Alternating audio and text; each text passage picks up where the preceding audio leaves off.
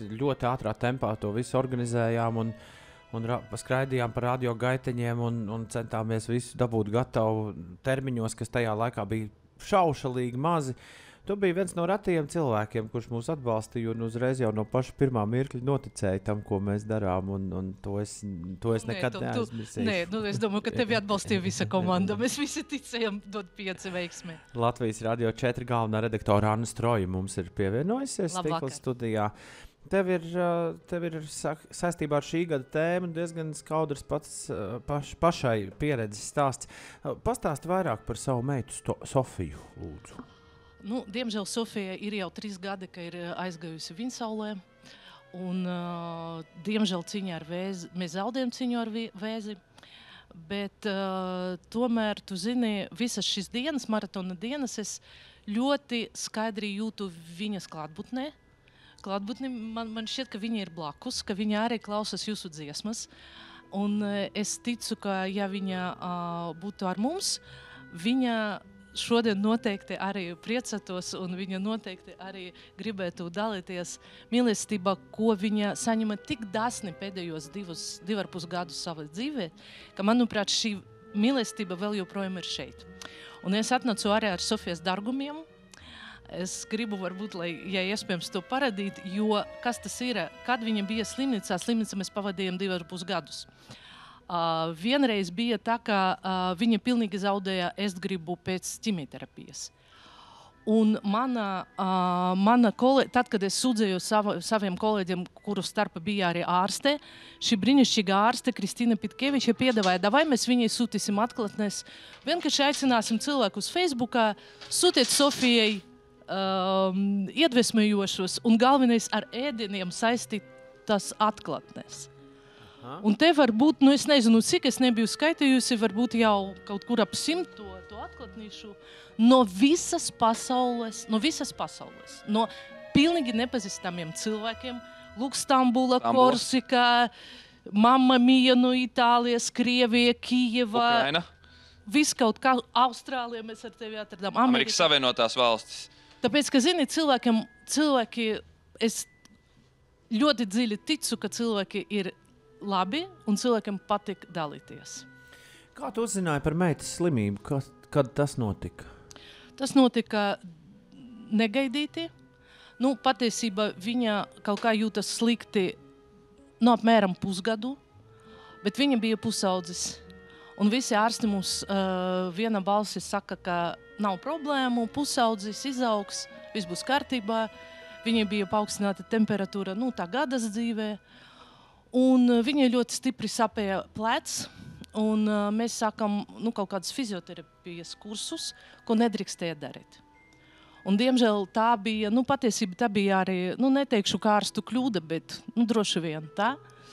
Un pēc fizioterapijas viņa kļuva vēl sliktāk, un tad mēs aizgājām uz sonogrāfiju, un sonogrāfija pat bez tiem smalkiem pētījumiem bija redzams jau audzējas aknās, un tā sākas mūsu ceļojums 2,5 gadu garumā. Kā mainījās jūsu dzīve pēc tam, kad tā slimība tika atklāta? Krasi mainījies. Es neticēju. Es domāju, ka būs iespējams atrast viņai ārstešanu.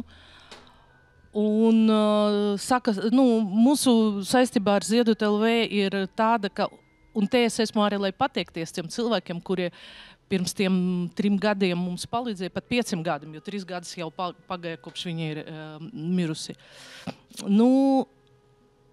Mēs gribējām, lai mums tā operāciju darīja Briselē, jo tieši Briseles slimnīca Saint-Luc bija tas slavenākais bērnu aknu ķirurgs, jo šī slimība normāli diagnosticēta agrai bērnībā. Sofija bija jau 16.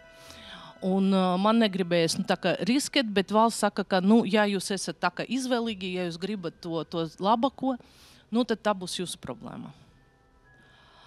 Patiesībā es domāju, ka varbūt zinām mērā, taisnība, ka ja mēs gribējam meitai labāko ārstu, labāko ārstešanu, ka tā ir mūsu problēma. Bet mums nebija citu variantu, kas atkrāt naudu. Un mēs ļoti ātri sakarējām gandrīz 36,000, un tas pietika operācijai, bet, diemžēl, apmēram pēc pusgada notika recidīvs, un tad jau tā nauda mums gāja strauji, jo mēs izvēlamies ārstēties ārzemēs, jo, diemžēl, mūsu onkoloģijā nebija sakrata tik daudz pieredzes tieši šim vēža veidam. Kā pati Sofija reaģēja uz cilvēku atbalstu? Tu zini, sākumu pat viņa, pirmam kārtam, man gribas cerēt, ka viņa gandrīz pat līdz pēdējai, varbūt līdz pēdējai nedēļai vai līdz pēdējai mēnesim, viņa cerēja, ka izdosies atrast zāli, izdosies izārstēties. Bet tad, kad sāk nākt gan tā nauda konta, gan arī šis paskartītes, viņa man teica, mama, bet cilvēki mani nepazīst, kāpēc viņi man palīdz? Un es viņai atbildēju, bet tu esi bērns, tu esi cilvēks un tu esi vērtībā. Un tu zini, man liekas, ka savus pēdējos gadus viņa dzīvoja ar šo sajūtu, ka viņa ir vērtība. Un viņa tiešām, tu zini, man viņa ir tagad mana varone, jo viņa bija ļoti mierīga, atsaucīga. Un tad, kad mēs bijām bērnu hospisa Krievijā, viņa man teica, mamma, tad, kad es būšu vesela, es arī kļūšu par brīvprātīgu. Kas visvairāk tev palīdzēja un sniedza izturību? Ticība, reliģija. Es zinu, ka ar šo dzīvi vēl nekas nebeidzas. Es ticu, ka mēs ar viņu vēl tiksimies. Tas ir viens. Otrais, ka es zinu, ka arī mīlestība nepariet. Un es tiešām jūtu, ka jo viņa ar mani ir katru brīdi. Saprot, tā nav kaut kāda metafora, tas nav kaut kādas halucinācijas. Viņa vienkārši ir ar mani, mana sirdī vienmēr ir vieta viņai. Un es domāju, ka es viņu tā mīlu, varbūt arī Dievs, mūsu debes tēvs, arī viņu mīl. Un varbūt arī viņam kaut kur viņa sirdī arī ir vieta visiem tam bērniem, kas ir aizgāja cita pasaulē. No tevis stāstītā daudz kas, ko pārdomāt un daudz kas, ko paņemt droši vien līdzi, varbūt kādreiz līdzīgās situācijās, respektīvi atbalsts nevienmēr nozīmē tikai atbalstu finansiāli. Tieši tā, tāpēc es atnesu šodien šīs atklātnīcas. Tu gribi kaut ko nolasīt? Ja drīkst vienu. Jā, Tikai vienu. Šeit ir noteikti vairāk nekā 100 šo kartīšu. Tās ir tiešām no visas pasaules, bet vienu. Un, manuprāt, šis ļoti labi ilustrē to, ka jā, ir nauda svarīga, jā, ir svarīgi runāt par tēmām, bet šis, es domāju, jūs sapratīsiet. Mīļā Sofija, pretī mājai, kurā dzīvoju, ir neliels parks ar ūdens dīķīti. Man patīk apgulties zālē zem mana mīļākā koka, lasīt grāmatas, vērot pelēko gārni, kas uz vienas kājas stāv ūdensrožu dīķītī šīs lielās pilsētas vidū. Patīk vērot mākoņus debesīs un domās lidot pāri kalniem un lejām uz zemēm, kuras mana dvēsele alkst apceļot. Ārā ir vasara, liepas jau ir izsmaržojuši šī gada saldumu. Putni lēnām pošas atpakaļceļā uz dienvidiem, mums katram dzīvē ir savs ceļš, kas ejams. Gan tev, gan man. No sirds novēlu tev atgūt spēkus un veselību un ticību dzīvei. Tad turpinās tālāk vēl. Dzīve ir skaista, pilna krāsu, smaržu, pilna mazo ikdienas laimīšu. Man ļoti gribas, lai tu drīz atkal smaidītu ikdienu un priecātos par mazajām un arī lielajām lietām, kas apkārt tev un padara tevi un tavu dzīvi neatkārtojumu, vienreizēju un unikālu. Cīnies, mīļā Sofija, atrod sevī prieku, spēku un vēlmi būt veselai. Piepildīt savus sapņus, ilgas un ieceres pāri pilsētu nama jumtiem, pāri laukiem, mežiem un robežām sūta tev spēku, iedvesmu un izturību. Lai tev veids šodien, rīt un vienmēr. Ilze no Berlīnas. Paskat, labās domas un labā enerģija paliek arī pēc tam, kad cilvēks aiziet. Tu zini, man ir ārkārtīgi svarīgi saglabāt viņas piemiņu. Es domāju, tas, ka viņa nenodzīvoja savu dzīvi, tas man dod to kaut kādu pārliecību, ka kaut kādam jāpaliek no viņas. Un mēs ar vīru tagad ejam saskaņošanā Rīgas domē, mēs gribam uzcelt viņa pieminekli. Un šis piemineklis īstenībā ir jau gatavs.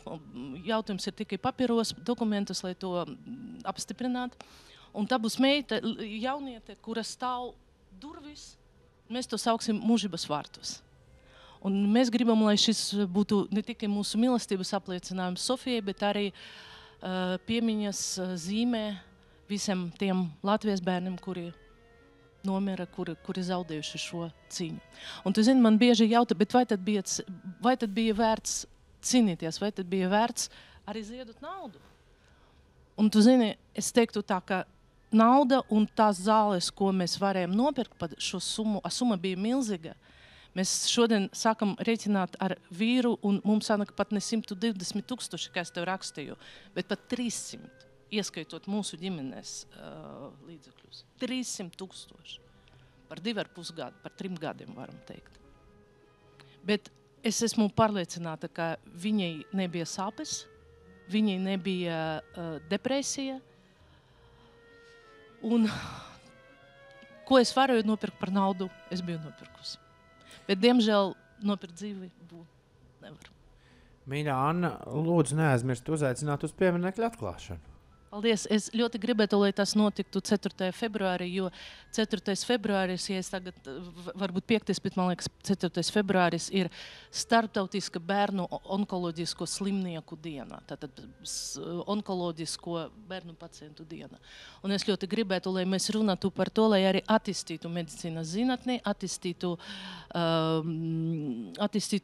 ārstu praksi, jo tiešām ir slimības, ar kurām Latvija nav pieredzes. Ļoti svarīgi, lai mums tā būtu, lai mūsu bērni būtu veseli. Kāda mūzika Sofijai patika? Es tev jau uzrakstīju. Es gribu, lai, tu zini, patiesībā tas ir ļoti sentimentāli, bet viņa ļoti, ļoti mīlēja mūziklu Notre Dame de Paris. Un arī tad, kad es skatījos šo ceremoniju, man arī bija tā sajūta, ka viņu atlaiža no debesīm, un viņa kaut kur tajā Parīzes starp gargulijām, starp tam skulptūram un varbūt skatas uz savu mīļot pilsētu Parīzi.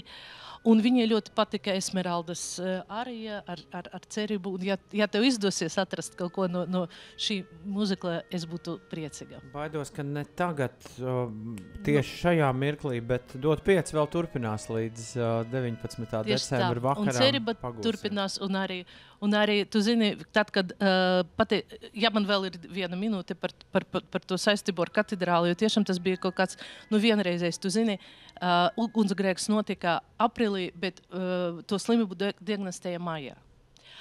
Un viņa man teica tā, ka mamma, katedrāli ir sabrukusi, sadegusi. Man nav cerību. Es teicu, nē, cilvēki atjaunos katedrāli, un tu arī būs veselā.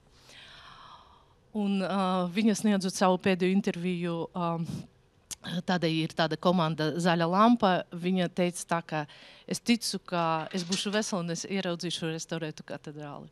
Un tagad man ir plāns aizbraukt uz Parīzi, un viņa atkal būs kopā ar mani.